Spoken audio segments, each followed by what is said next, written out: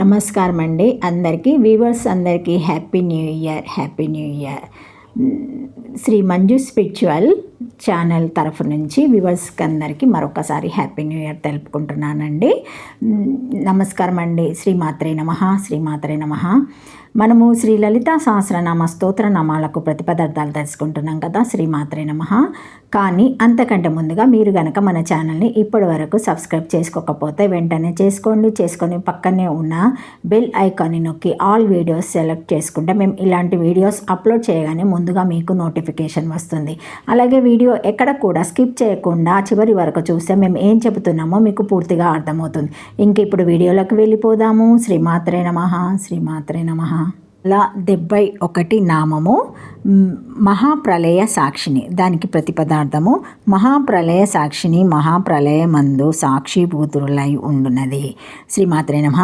పరమశివస్య మహాప్రళయకాలినే తాండవే బ్రహ్మ విష్ణుతెరిపి నాశాత్వే ద్వేష తత్సాక్షిని ఉక్తాంచ కల్పోపసంహరణ కల్పిత తాండవస్య దేవస్య ఖండపరుషో పరమవైరస్య పాశాంకుశ శేక్షాంశ వశరాసాక్ష పుష్పబాణాయశ్చ సాక్షిని విజయతే తవ మూర్తిరేఖ ఇతి గురుకలయమాపి సురేంద్ర రుద్రపద్మ జాచ్యుత్యోపియే మృతేశ్వరవధా వా తత్ప్రియ సుహాసిని దాస్పర్చ మహిషాశ్వాశ్రయ మృత్యుగా స్మహారాస్య సాక్షిని తూ యా సుమంగళేరియం వధురీమం సమేత పశ్యంత ఇతి.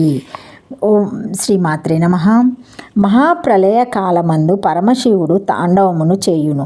అప్పుడు బ్రహ్మ విష్ణువు మున్నగు వారందరూ కూడా నశించిపోదురు. ఈ శక్తి మాత్రమే అప్పుడు సాక్షిభూతులై ఉండును. ఈ విషయము మరి యొక్క చోట కూడా చెప్పబడినది.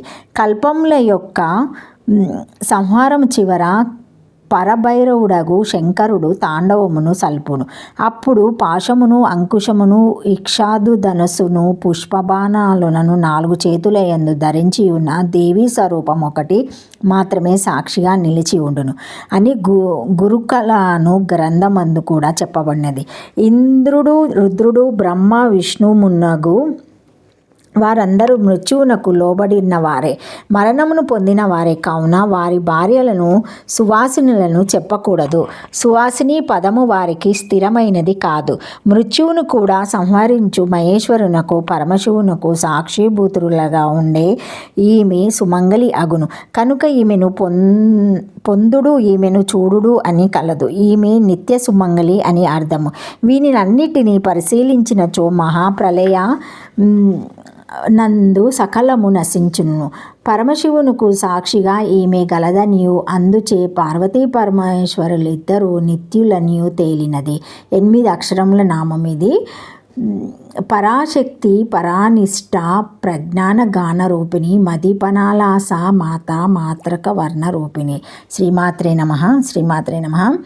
572 నామము పరాశక్తి. ప్రతిపదార్థము పరాశక్తి ఉత్కృష్టమగు శక్తి స్వరూపురాలు. శరీరమందలి 10వ స్వరూపురాలు. సర్వత్ర గల శక్తి సామాన్య స్వరూపురాలు. పరమంత్రం యొక్క శక్తి స్వరూపురాలు.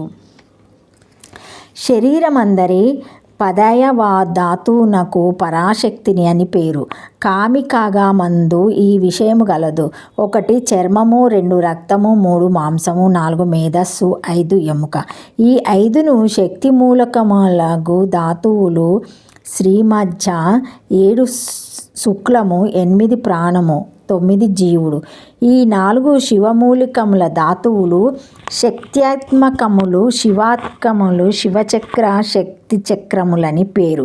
వీరి నుండి పుట్టిన ఈ శరీరము నవధాతుమాయమైనది.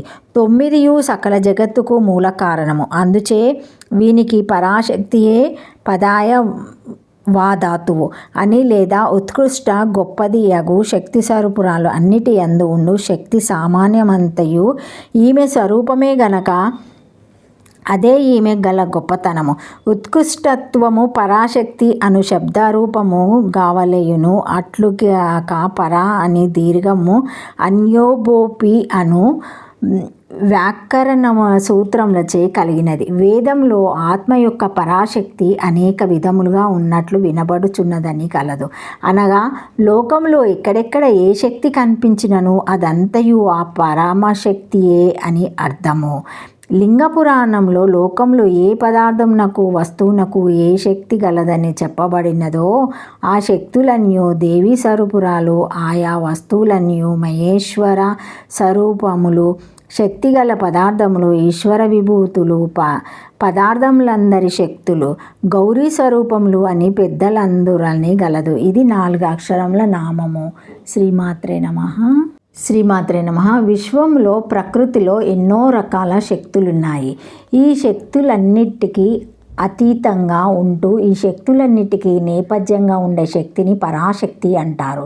తీర్య స్థితిలో మనలో ఈ శక్తి పరావాకుగా ఉంటుంది. గీతాచార్యుడు భూమిరాపోనలో వాయుఖం మనోబుద్ధిరేవచ అహంకార ఇతియం మేభిన ప్రకృతిరష్టధ అంటాడు. నేల, నీళ్లు, నిప్పు, గాలి, ఆకాశము, మనసు, బుద్ధి, అహంకారము వీటిని అష్టప్రకృతులు అంటారు అని దీని అర్థం. ఈ అష్టప్రకృతులే భగవతములో శ్రీకృష్ణుని అష్టభార్యలుగా చెప్పబడ్డాయి. ఈ అష్టప్రకృతులకు అతీతంగా ఉంటూ వీటికి నేపథ్యంలో ఉండే ప్రకృతిని పరాప్రకృతి అంటారు. ఈ పరాప్రకృతి యొక్క శక్తిని పరాశక్తి అంటారు.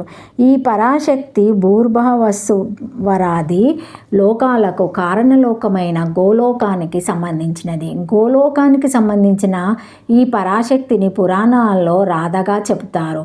మహాప్రళయములో సాక్షిభూతుల లాగా ఉండే అమ్మవారిని పరాశక్తిగా అర్థం చేసుకోవాలి.